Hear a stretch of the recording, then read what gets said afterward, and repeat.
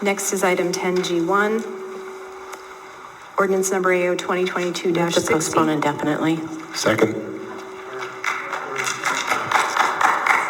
I was in the queue. I haven't even read it yet. I was Before in the past where the members have moved to postpone indefinitely and you haven't read it yet either.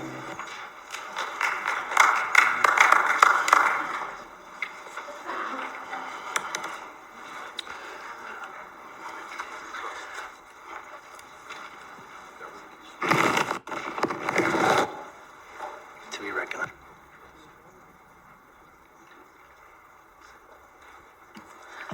Mr. Gates, would you advise on procedure?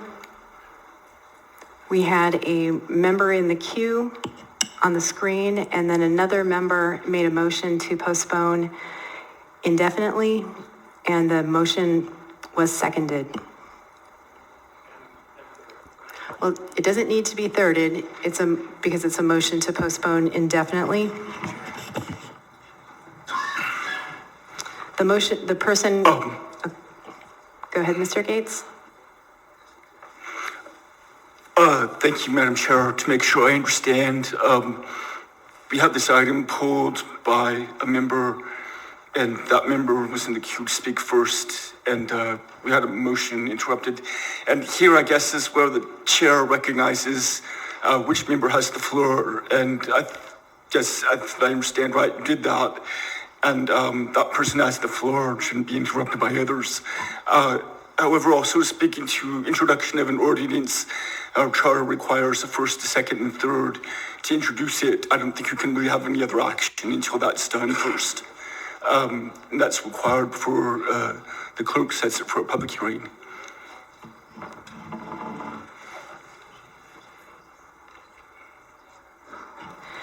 Actually, I have two members in the queue now who I believe have questions for you, Mr. Gates.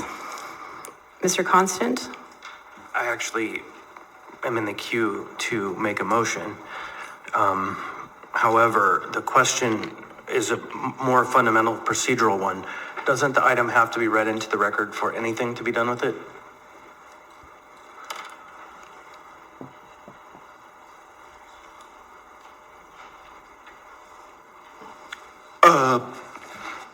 Excuse me. Yes, we do have something there in our charter about that. I'm sorry, I'm trying to find it right now.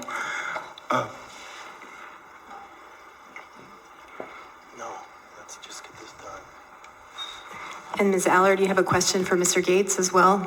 I do, Madam Chair. Actually, it might be to you, Madam Chair. In the past, we've moved to postpone indefinitely, and it was the fastest one to the draw. Even though I've moved to approve, you didn't get the whole thing out, but that's tradition, and we've referenced tradition of this body on several times. So I just want to make it clear that you violated charter then, and you probably would have to be violating charter this time if Mr. Gates finds in your behalf. But I just want to remind you, unless it's in your favor, you do violate charter. You've done it in the past. Thank you, Madam Chair. Thank you, Ms. Allard. Mr. Rivera?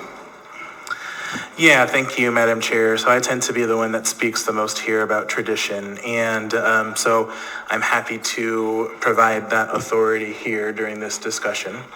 So traditionally, what will happen is the chair will read the item, and then after reading the item, one of two things will happen, and it depends on the chair. They will either go to the individual who pulled the item for them to make a motion, or the chair will ask what is the will of the body, in which case the sort of race that Ms. Allard describes happens. There is frankly no instances that I can recall in which motions were made prior to the item being fully read. And when motions were made, speaking when I was chair, I said, that's not appropriate. Let me finish the item and then you can make your motion. So I appreciate the arguments made by the member from Chugach-Eagle River, but tradition stands that we let the item be read and then the chair does one of two things as I described. Thank you. Thank you, Mr. Rivera. I am going to read the item into the record.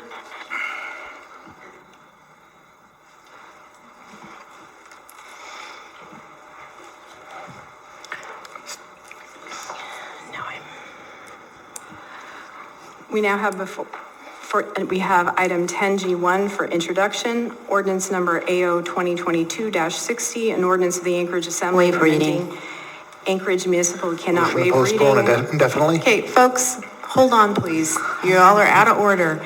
Just so everybody knows, I have to read the section until it gets to the bolded part. So that's what counts as being read into the record. We have item 10G1 before us for introduction, ordinance number AO 2022-60, an ordinance of the Anchorage Assembly amending Anchorage Municipal Code, chapters 3.10, general provisions, and 27.20, supervisory boards, and sections 2.70.030 and 29.10.060 to fulfill the requirement of Anchorage Municipal Charter, section 7.01B, that the Assembly by ordinance must establish specific procedures for removal of an elected official for breach of the public trust. Mr. Move to Constant. postpone indefinitely. I have the floor, and I move to introduce. Second. Third. A motion to introduce has been made by Mr. Constant, seconded by Ms. Quinn Davidson, third by Mr. Perez Verdilla. That concludes our consent agenda. We will take, Madam Chair, Ms. Allard, do you have a point of order or a point of information? yes, I absolutely believe this is BS. I want to call on either the municipality attorney, the muni attorney, and also Mr. Gates to chime in. I have actually. Hold on. We have recorded evidence, you asked me.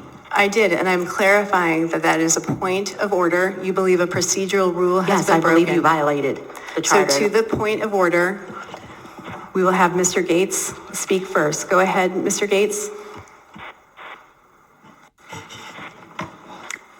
Thank you. As for reading the record, I'm not sure that's a real substantial issue, but that's been done and we're past that point. But I will say that for introduction of ordinances, we do have a charter provision. It requires first, second, third, as we've done.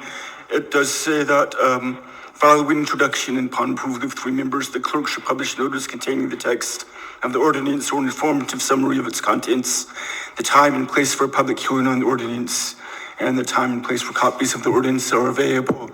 And I read this because we also have some charter commission commentary or charter commission meeting minutes, which I've researched in the past.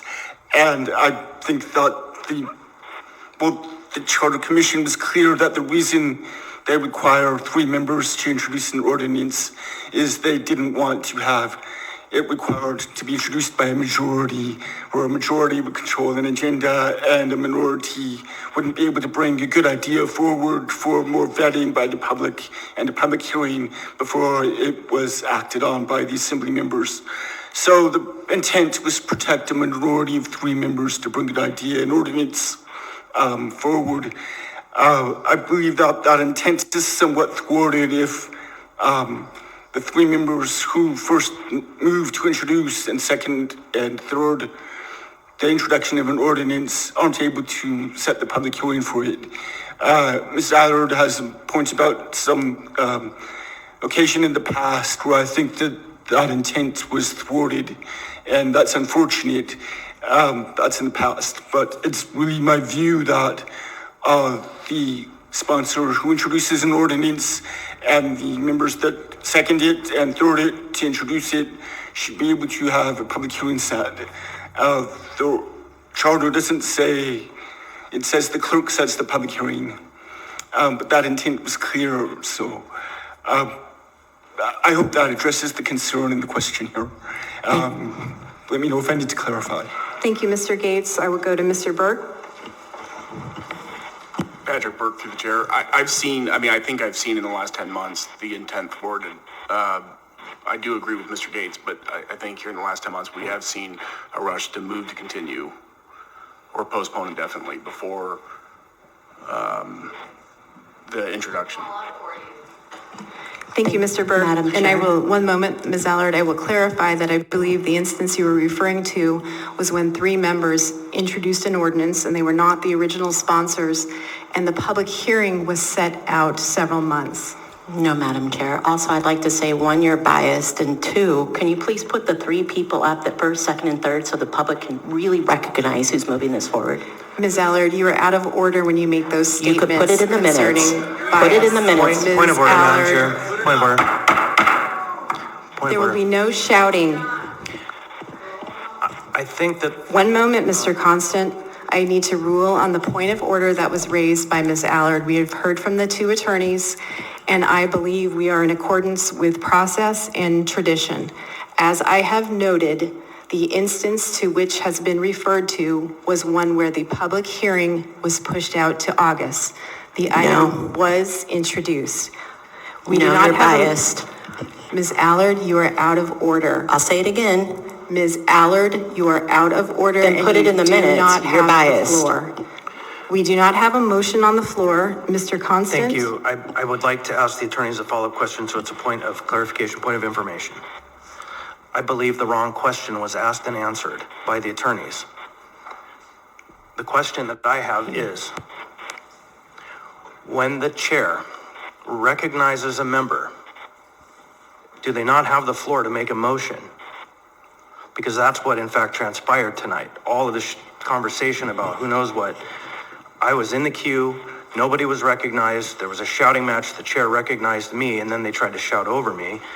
Do Robert rules not state that a member who has the floor is able to hold the floor until their time is yielded back? Yes, that's in Robert's rules, and the chair controls the meeting that way by recognizing who has the floor to speak. So that is correct. So, I think it would be fair to say, you can clarify if I'm wrong then, that when the chair recognized me and I made a motion, there was nothing about anything out of normal that happened in that process. That's actually standard Robert's rules. Is it not?